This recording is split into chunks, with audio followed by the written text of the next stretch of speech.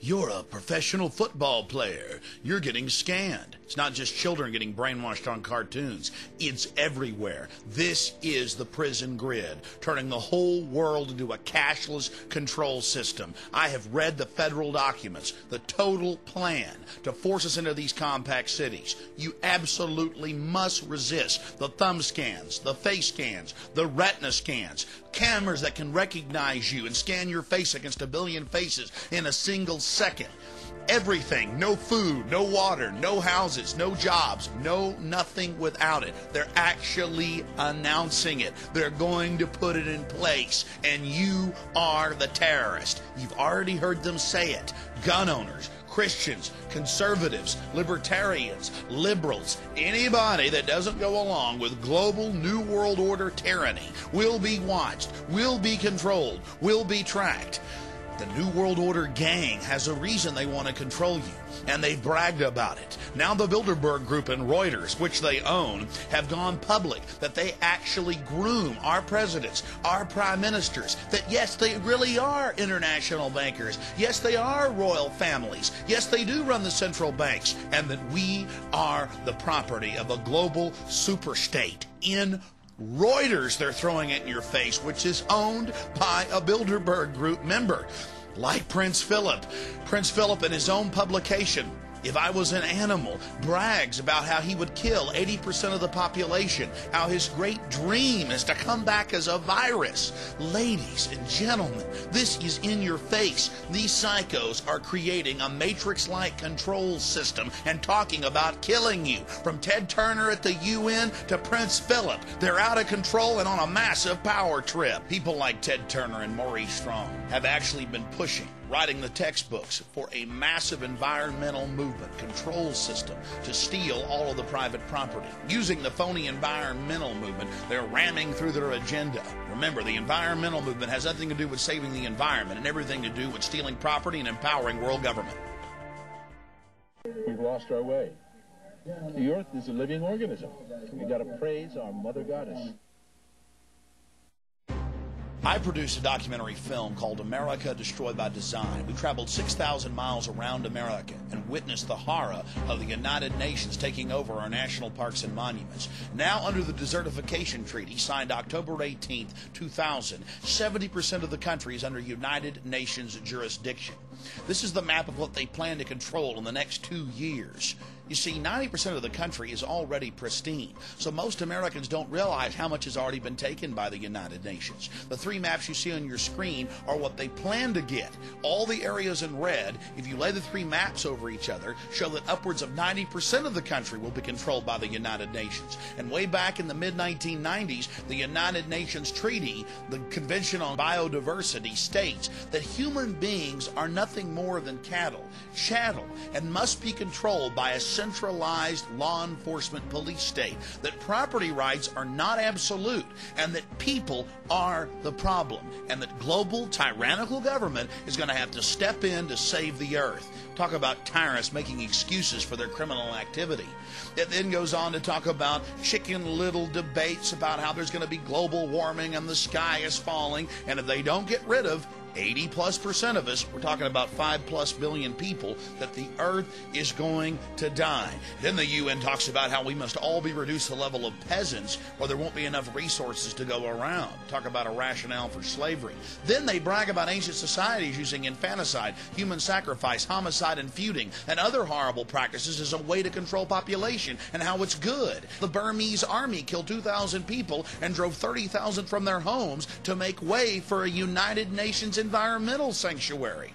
Then they discuss how they could murder half the world's population by restricting fertilizers. This was written by psychotic murderers. The documents already talked about human sacrifice. Then they get into how ancient societies used the environment and considered it to be holy, and how Christians cut down the sacred groves where they engage in their special rituals that help maintain and replenish nature. Then there are the mysterious Georgia Guidestones owned by Illuminati leaders that actually talks about reducing the world population by 80%. That number we heard from Prince Philip and Ted Turner so many times before. How they must maintain the population forcibly at 500 million. And now, in recently declassified government documents in Australia, we learned that world-famous microbiologists, Nobel Prize winners, were actually planning to release biological weapons to reduce an overpopulated world. The revelation is contained in top-secret files declassified by the National Archives of Australia. I challenge everyone to read the Nightmare Kyoto Treaty. A total United Nations takeover of the world's energy supply, a huge taxing mechanism to control the populations of the planet Earth. And the science behind it? There is no global warming. We have a regular 12,000-year cycle with 100-year subcycles. Then they have their Chicken Little scenario of ozone thickness, using fear to get control of the resources. Then they have their human waste reclamation centers, their centralized, federalized, socialized healthcare systems, so they can cover up the mass poisoning of the entire population. Fluoride, a known deadly toxin that causes cancer, severe bone fractures, you name it, retardation of children. Talk to the Nobel laureates that have exposed it. It's being crammed into the water worldwide. The amount of solid scientific evidence that fluoride kills is now overwhelming. Those that oppose it are flat earthers, denying the facts of what's happening in our society. Aspartame, the taste that kills. To call aspartame a poison is doing it a favor.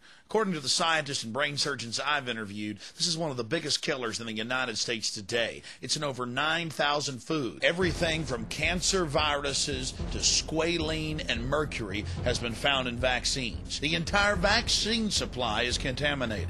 And what is the government doing? Mandating more and more injections of our children. Truth is stranger than fiction. Elites throughout history have always sought to control their peasants, control their serfs. And now the elite has almost unlimited technology.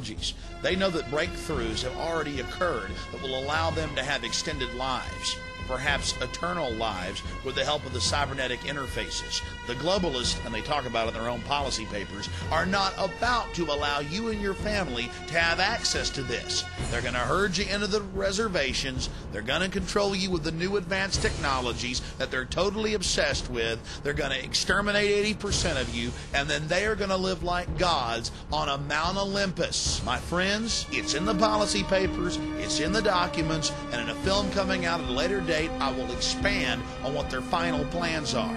But it's actually on the record. Use your common sense and resist them. You've seen the historical record.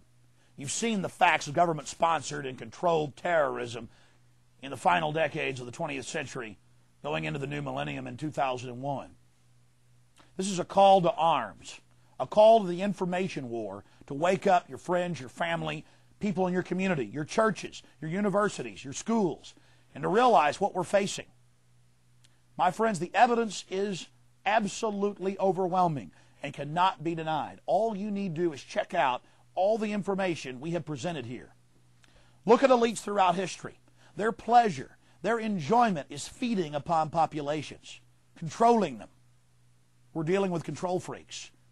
You have to learn about human history. You have to look around you and study the systems of power that surround you and get outside the paradigm, outside the box, and educate yourself on these facts. Then you need to begin to educate others and to resist this system. And whatever you do, never turn in your firearms. We're trying to fix these problems peaceably, but we do have every right to defend ourselves and our families from this tyranny. Because you see, this is a warning to everyone. If we are unable to defeat this New World Order, the terror attacks are going to escalate. They're going to get worse until the United Nations program for an 80% world population reduction is actually realized. So you have to study this. You have to look at the facts. You have to get out the word. You have to make it the issue in your community if you're going to defeat this system. More terror attacks are coming, and it's up to you to get the word out of who's behind them. Because by doing that, we're able to shine the spotlight on these creatures and show how they're using it to get more power and control, and then they lose the power they have over us. No longer are they our loving saviors just taking our rights away for our best interest. They're the bloodthirsty, evil tyrants that they are in the minds of the men and women out there. And then their illusion is shattered. But if you don't shatter that illusion of control, it's over for America. It's over for the world. And it means absolute, total dehumanization. We need Paul Reveres all across this country, black, white, old, young, to fight for this republic and against these slave masters. God bless you all. Bye.